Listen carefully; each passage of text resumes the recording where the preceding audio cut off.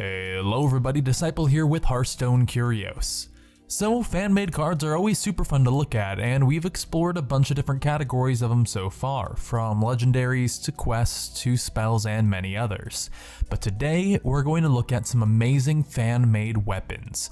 We'll take a look at some of our favorite fan-made weapons as well as talking about their potential power level and place in the meta, so let's jump right in and look at some awesome and creative new cards. Now first up, it's Power Ring by Drummer Boy Luke, an awesome concept for a mage weapon. Power Ring costs 2 mana and has 0 attack and 2 durability, so you can't really attack with it in the traditional sense unless you were to buff it up. Still, it has the effect spell damage +2. After you cast a spell, lose 1 durability. So it essentially gives +2 spell damage to your next 2 spells for 2 mana. Now this is a super cool design for a mage weapon, since one would think that you wouldn't have much attack or durability but have a super powerful effect, kind of like when Medivh gives you ATS. It's also a bit interesting that this is a ring as opposed to a standard weapon, but we can let that slide for now. What I really want to know is how powerful is Power Ring? Well, to start off with, it's not the best for combos or for burning out your opponent, since if it gets used on 2 single target spells, it just does 4 extra damage for 2 mana. And while that's not awful, it's really not what you want out of a card that can be dead sometimes. Now where Power Ring really shines is with things like AoE, since adding 2 extra damage to your Volcanic Potion, Flame Strike, or Blizzard can be insane. Now I'm not sure if the deck exists that this card would really want to be in, but if you were to do something like on turn 6 you play this and Cone of Cold for a 3 damage freeze effect, almost like a stronger Blizzard as long as they don't have too many minions, and then the next turn follow up with a 6 damage Flame Strike to really just clear the board incredibly effectively, it can be very cool in some sort of control style mage. But it does seem like the current styles of mage do like to be able to get a little bit more aggressive and throw some more damage to the face. And while this card isn't the worst at throwing damage to the face, there are a few other spell damage cards that seem to work a little bit more once you factor in a few more spell casts afterward.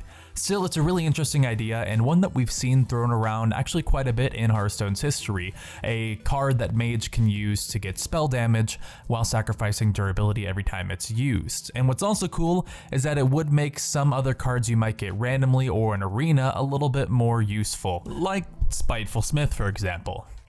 Now next up we have Pocket Knife by Something Below, an awesome rogue card that takes a look at what a 0 mana weapon might look like. Now Pocket Knife is a 2 attack weapon with 1 durability that costs 0 mana. It's as simple as that.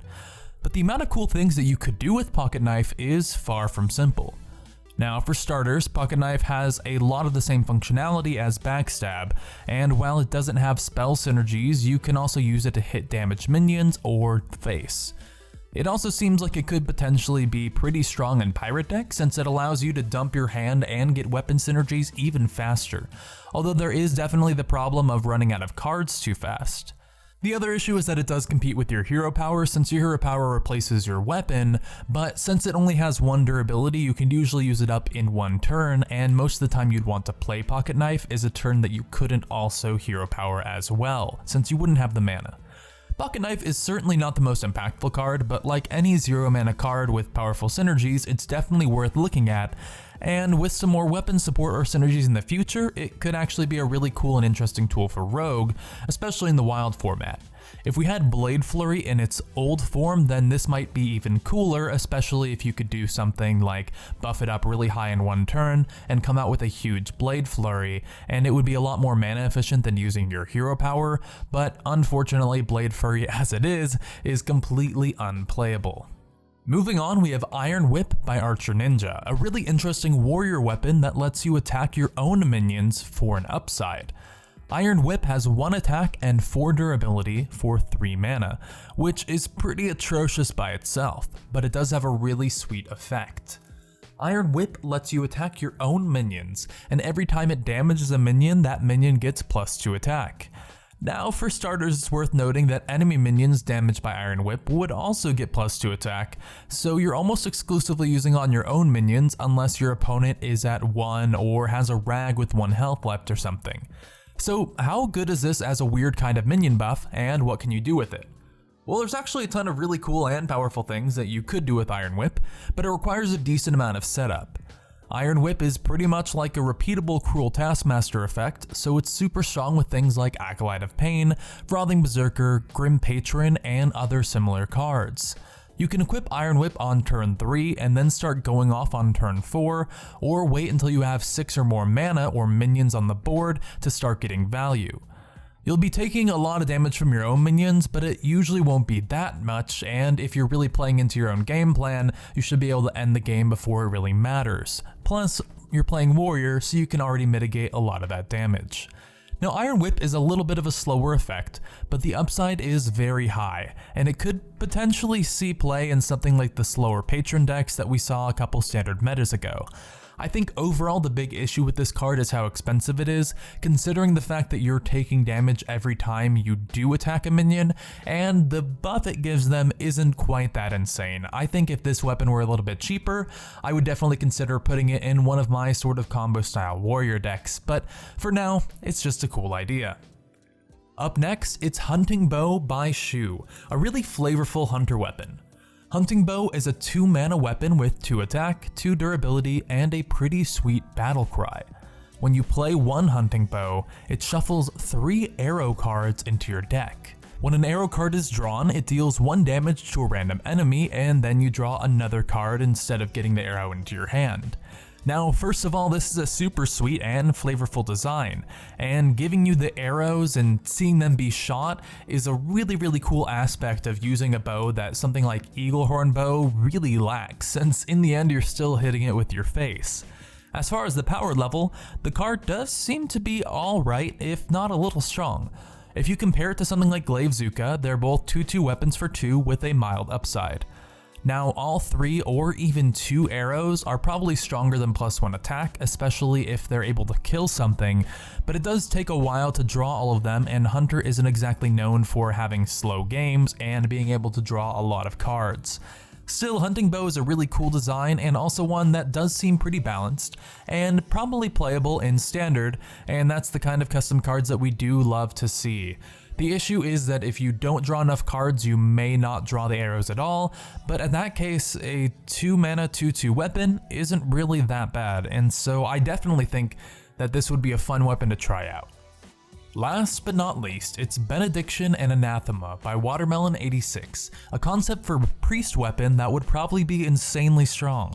Benediction has 1 durability and attack for 1 mana, and when it enters, your hero power becomes Lesser Heal, the normal priest hero power.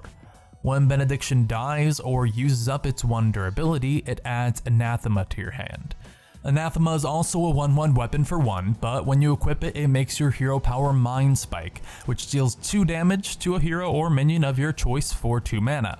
When Anathema dies, it adds Benediction back into your hand. So basically this weapon, or pair of weapons, lets you switch off your hero power if you want to, and that seems like an incredibly strong and versatile effect that Priest has been lacking when it comes to any kind of Shadow Priest in the past. Since switching hero powers also refreshes it, you could, for example, heal to draw with Northshire, then equip Anathema, deal 2 damage to something, attack with Anathema, get Benediction back, re-equip it, and heal something again to potentially draw again off Northshire.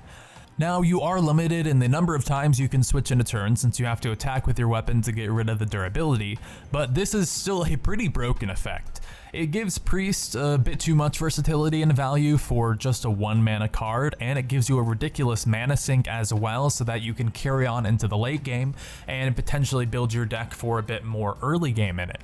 It's an awesome design, but it's definitely too powerful for Standard and maybe even Wild, but a similar item to this could be what Priest needs to be able to make Shadow Priest work, since the big issue right now is that you lose a little bit too much tempo when you switch into your Shadow form, and you also really suffer from not being able to heal yourself or your minions later on into the game, no matter how strong your hero power is after.